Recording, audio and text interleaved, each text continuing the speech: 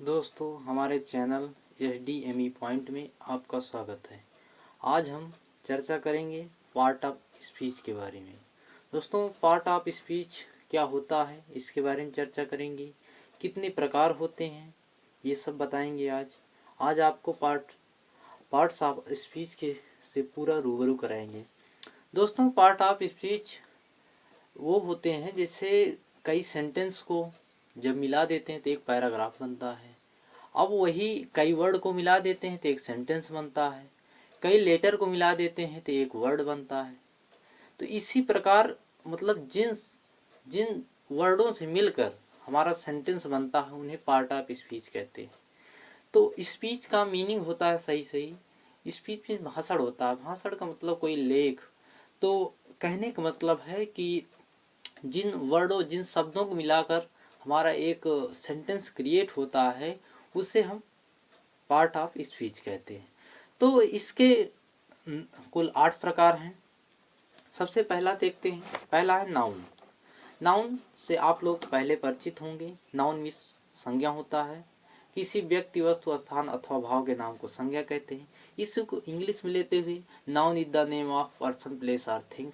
ठीक। तो इसके लिए जैसे नाउन हो गया मोहन। मोहन एक नेम है, ये भी नाउन है। दिल्ली एक प्लेस है, ये नाउन है। उसके बाद हानेस्टी। हानेस्टी एक भाव है, ये भी नाउन के अकॉर्डिंग आता है। जैसे घोड़ा हो गया, हॉर्स, ये भी नाउन है। ठीक।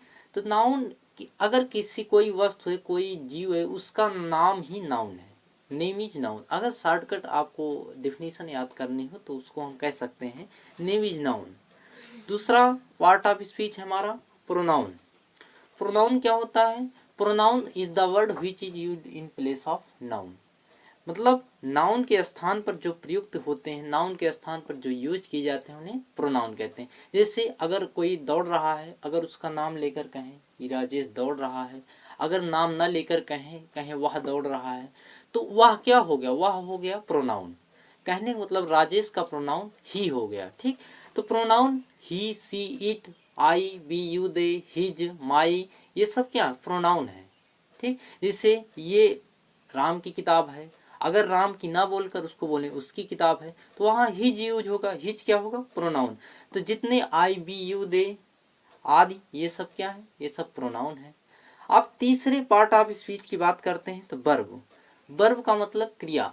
किसी कार्य का होना या करना क्रिया कहलाता है। अगर कोई वर्क है वो डूइंग हो रहा है, मतलब डन हो रहा है या डू हो रहा है, तो वो क्रिया कहलाते हैं। जैसे खाना, खेलना, play, right, sleep, run, ETC, ये सब क्या है? क्रियाएं हैं। बोलना स्पीक होता है। ठीक। बोलना स्पीक, पढ़ना रीड, लिखना राइट, ये सब क्या है? ये सब क्रियाएं हैं। अगर कोई काम हो रहा है, कोई वर्क हो रहा है तो उसमें क्या होता है? क्रिया होती है। ये रहा हमारा तीसरा पार्ट ऑफ स्पीच, वर्ब। उसके बाद चलते हैं अपने चौथे पार्ट ऑफ स्पीच के पास, एडजेक्टिव। एडजेक्टिव का मतलब होता है विशेषण। विशेषण मतलब जो ऐसे वर्ड जो क्वालिटी बताएं, जो नाउन एंड प्रोनाउन की क्वालिटी बताएं, वो क्या कहलाएंगे? एडजेक्टिव। तो देखिए एडजेक्टिव एंड वर्ड, ठीक, which describe noun and pronoun and provides more information about noun and pronoun। कहने का मतलब ये है कि जो एडजेक्टिव होते हैं वो नाउन और प्रोनाउन के बारे में हमें बताते हैं, उसकी विशेषता बतलाते हैं, उसकी क्वालिटी बताते हैं। जैसे हो गया कि ब्यूटीफुल। ठीक। The girl is beautiful. तो ब्यूटीफुल क्या है? Beautiful is adjective. क्लीवर, आदमी चालाक है, तो द मैन इज क्लीवर। तो clever is the adjective of a man. मतलब जो यहाँ क्या हो रहा है? यहाँ आदमी की विशेषता बताई जा रही है। उसके आगे चलते हैं। जैसे कवर्ड, डरपोक। कोई आदमी डरपोक है या कोई जानवर डरपोक है, तो वो डरपोक क्या? उसकी आदमी की विशेषता है। तो ये ब्यूटीफुल हो गया, क्लीवर हो गया, कवर्ड हो गया, ये सब क्या है? ये सब एडजेक्टिव है जो नाउन एंड प्रोनाउन की विशेषता बतलाते हैं। ठीक। अब चलते हैं अपने पांचवें पार्ट ऑफ स्पीच के पास, एडवर्ब। एडवर्ब मतलब क्रिया विशेषण। मतलब जो किसी काम की, जो वर्ब की क्वालिटी बताए, वर्ब की विशेषता बताए, वो एडवर्ब कहलाता है। जैसे रन फास्ट मतलब तेज दौड़ना। जैसे राम तेज दौड़ता, राम रन्स फास्ट। ठीक। तो वो तेज दौड़ा, उसके दौड़ने की विशेषता बतलाई जा रही है कि वो तेज दौड़ रहा है। राजू वॉक्स स्लोली, राजू धीरे धीरे चलता है। तो इसमें उसकी चलने की विशेषता बतलाई जा रही है। सीता सिंग्स स्वीटली, सीता मीठा गाती है। तो इसमें उसके गाने की विशेषता बतलाई जा रही है। ठीक। तो जब किसी वर्ब की क्वालिटी बताई जाए, वर्ब को डिस्क्राइब किया जाए, तो उसमें वहां क्या होता है, वहां एडवर्ब होता है। ठीक।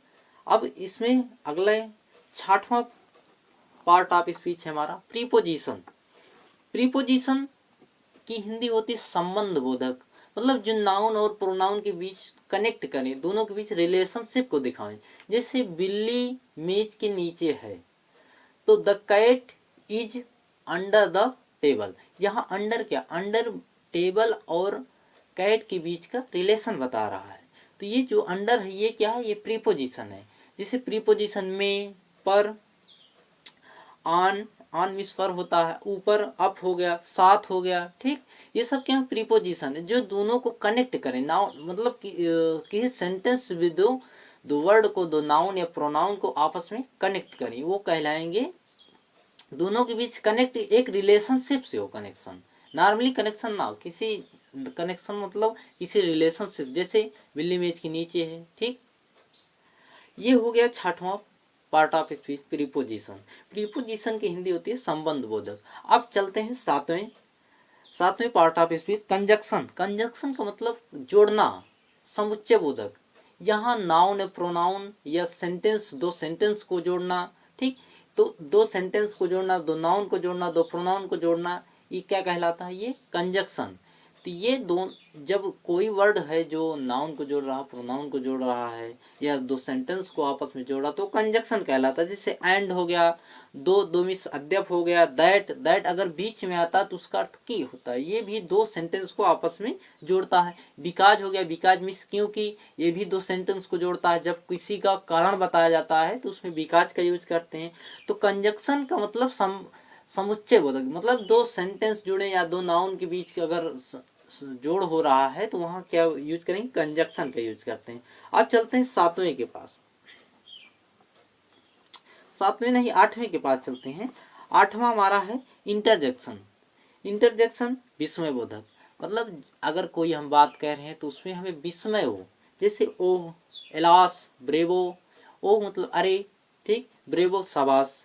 अगर किसी के लिए हम विस्मय की बात कर रहे हैं, अगर कोई जीत गया तो शाबाश, ब्रेवो।